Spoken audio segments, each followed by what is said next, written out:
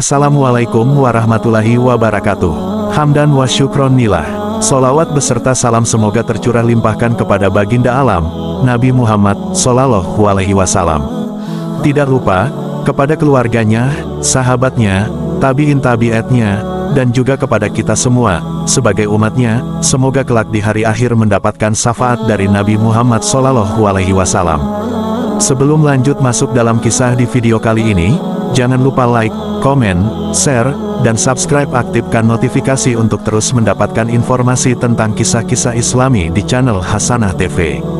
Bagi yang sudah subscribe, semoga rizkinya tetap mengalir dan dilancarkan oleh Allah Subhanahu wa Ta'ala. Amin ya Allah ya Robbal Alamin. Kaum muslimin akan menghadapi dua peperangan besar di akhir zaman, sekaligus sebagai penutup segala perang, karena setelah itu tidak ada lagi perang. Kedua peperangan tersebut dijelaskan dalam nubuat akhir zaman. Yang pertama adalah Perang Al-Malhamah Kubro.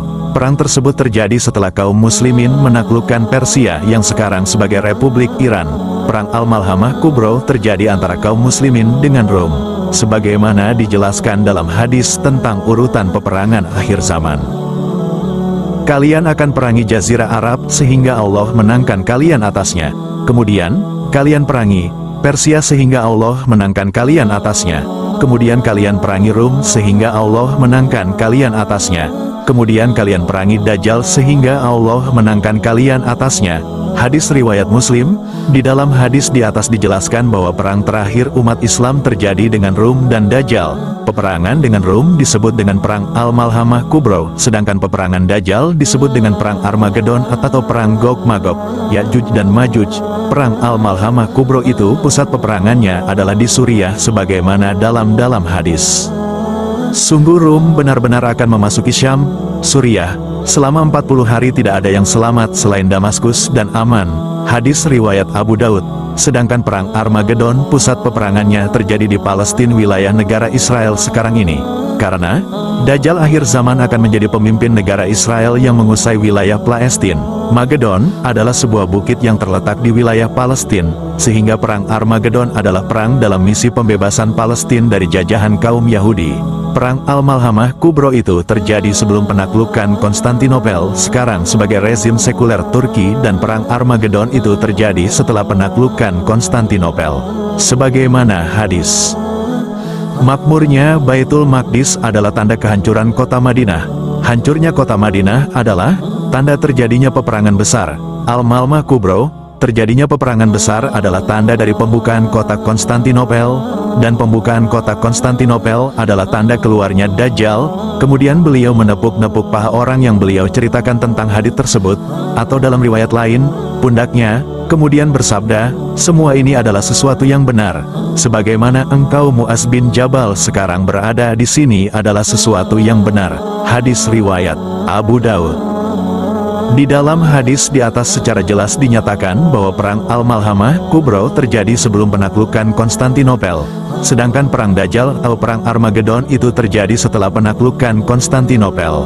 Adapun Rum yang dimaksudkan dalam hadis di atas adalah Rum Timur yang dulunya pusat pemerintahannya berada di Konstantinopel. Karena dalam Islam tidak pernah dikenal Romawi Barat. Romawi Barat telah runtuh 100 tahun sebelum munculnya Islam dan berdiri kembali setelah 100 tahun wafatnya Rasulullah. Sehingga Rum yang dimaksudkan dalam Al-Quran surah Rum adalah Romawi Timur yang berpusat di Konstantinopel. Setelah Romawi Timur runtuh, pusat pemerintahan berpindah ke Rusia yang disebut dengan Tsar Rusia.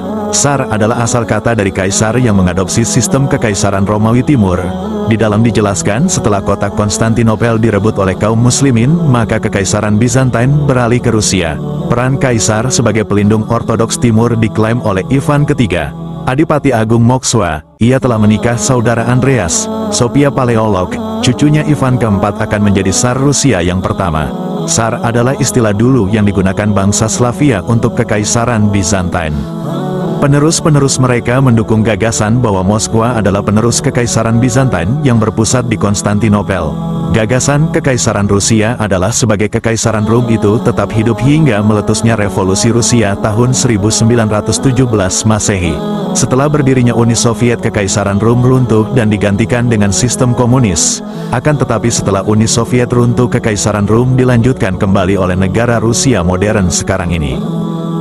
Maka secara jelas, bahwa Rum yang dimaksudkan dalam hadis adalah Romawi Timur yang merupakan Rusia hari ini. Sikap Rusia yang menentang Zionis Dajjal menjadikan sebab Islam akan berdamai dengan Rusia.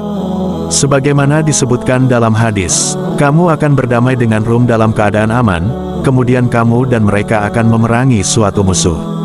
Dan kamu akan mendapatkan kemenangan serta harta rampasan perang dengan selamat. Kemudian kamu berangkat sehingga sampai ke sebuah padang rumput yang luas dan berbukit-bukit.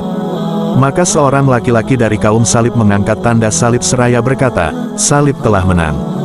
Maka marahlah seorang laki-laki dari kaum muslimin kepadanya, lalu ia mendorongnya dan jatuh meninggal.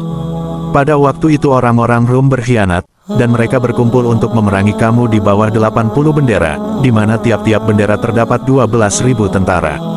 Hadis riwayat Ahmad, Abu Dawud, dan Ibnu Majah.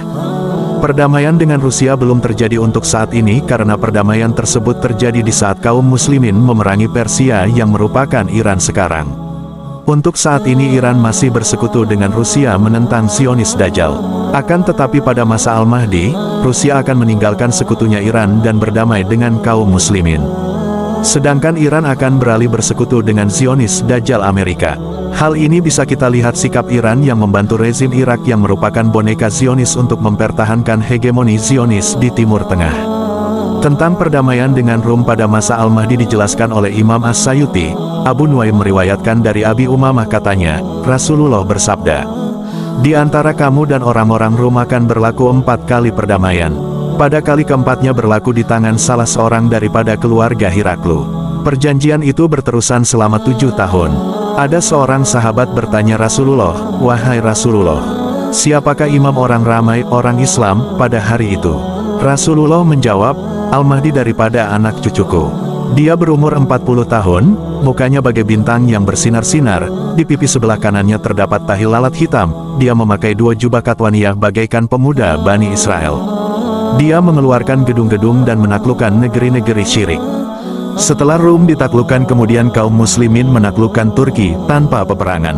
Setelah Turki ditaklukkan maka keluarlah Dajjal. Maka terjadilah perang Armageddon atau perang Dajjal, atau disebut juga dalam hadis sebagai perang Gog-Magog, Yajuj dan Majuj. Ketiga-tiganya adalah sama karena disebut perang Armageddon, pusat peperangannya di Bukit Magedon, Palestina, disebut perang Dajjal. Karena pada saat itu Dajjal sebagai presiden negara Israel, disebut dengan perang Yajuj dan Majuj, karena pasukan koalisi dunia yang mempertahankan negara Zionis dari serang kaum muslimin yang tergabung dalam negara-negara Eropa dan Amerika disebut sebagai pasukan Yajuj dan Majuj, sebagaimana dijelaskan dalam hadis yang diriwayatkan oleh Abu Hurairah dalam manuskrip yang ditulis ulang oleh peneliti berjudul Salam wa Harb fi Akhir Zaman Arab.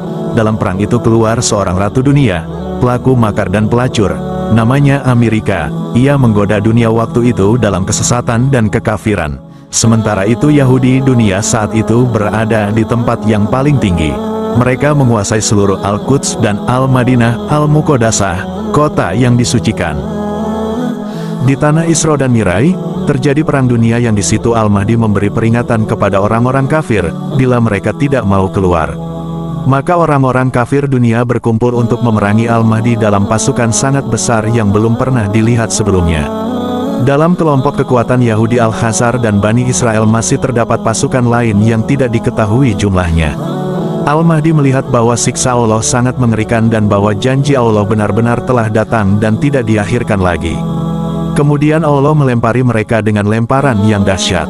Bumi, lautan dan langit terbakar untuk mereka, dan langit menurunkan hujan yang sangat buruk.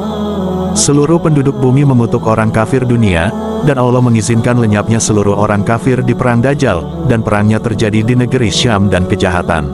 Sekian video kali ini, semoga senantiasa kita semua diberikan hidayah oleh Allah Subhanahu wa Ta'ala. Jangan lupa subscribe channel Hasanah TV untuk terus mengembangkan channel ini dan meluaskan syiar-syiar Islam. Bagi yang sudah mensubscribe, semoga rizki kita dilancarkan oleh Allah Ta'ala. Wassalamualaikum warahmatullahi wabarakatuh.